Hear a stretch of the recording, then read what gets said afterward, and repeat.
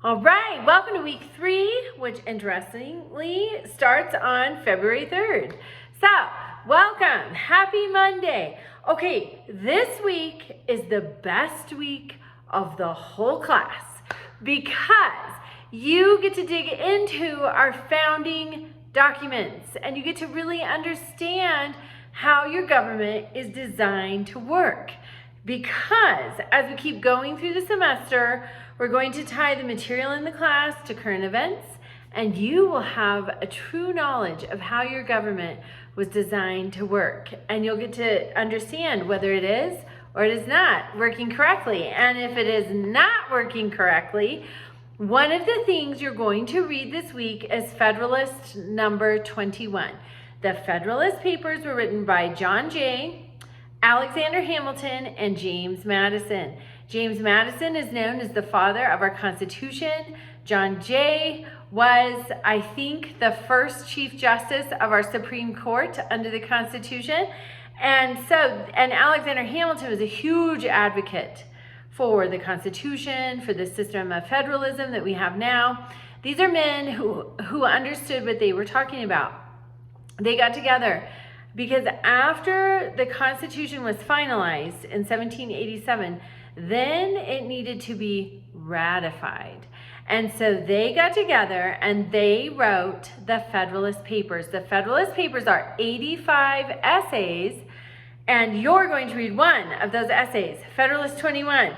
And one of the things that Federalist 21 tells us is the natural cure for an ill administration in a popular or representative constitution, such as ours, is a change of men. So what does that tell you? It tells you you've got to vote. And how do you make your vote count? That's by paying attention, knowing what's going on. So again, be watching the news. Okay, so and two reputable sources, because in 1949, I think, yes, we had the Fairness Doctrine, and that required news stations to tell both sides of a story, of big stories. It also required that news stations could not ignore important issues that were going on. In 1987, the Fairness Doctrine was repealed. Now, news stations can tell you whatever they want to tell you. They can tell you one side and not another side. They can leave out important facts.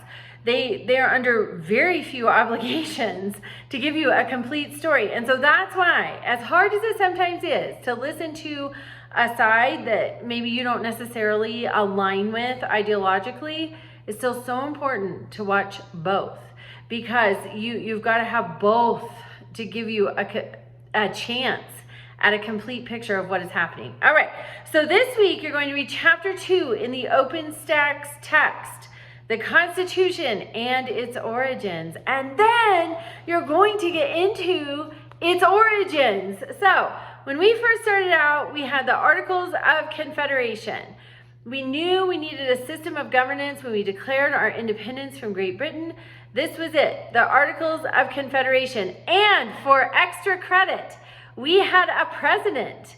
The Articles of Confederation establishes the United States of America. We had a president, the first president of the United States of America, and his name is not George Washington. So include in your assignment, if you would like, his name, the first president of the United States under the Articles of Confederation, and you'll get extra credit. All right, so that's number 1. So you're going to read the Articles of Confederation. You're going to read the Constitution, and just the Constitution, not the 27 amendments, just the Constitution. Because again, we're looking at the Constitution and its origins. And then you're going to read Federalist number 21. Federalist 21, the Constitution and the Articles of Confederation are all linked in the assignment. So then you're going to work through the assignment, and you're going to get to know these documents. And when I tell you in the question prompt, some of them, I ask you to cite specific language from the Articles of Confederation, from the Constitution. When you do that, you need to put the article number, the section number. Let me know exactly where it's coming from. I want you to understand that the Constitution especially is alive today.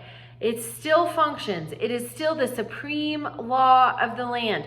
This is a privilege to get to study it, to get to understand it, and then to watch what's happening and see if it's working as it was designed. And think of it, the Constitution was written in the summer of 1787. It's still functioning today. How amazing is that you get to get your hands into a document and principles that have endured that long. All right, reach out to me with questions. Also, the census date is the 5th. I think that Wednesday, the 5th. That means you have to have been active in the class in some way by then. Reach out to me with questions and have a wonderful day.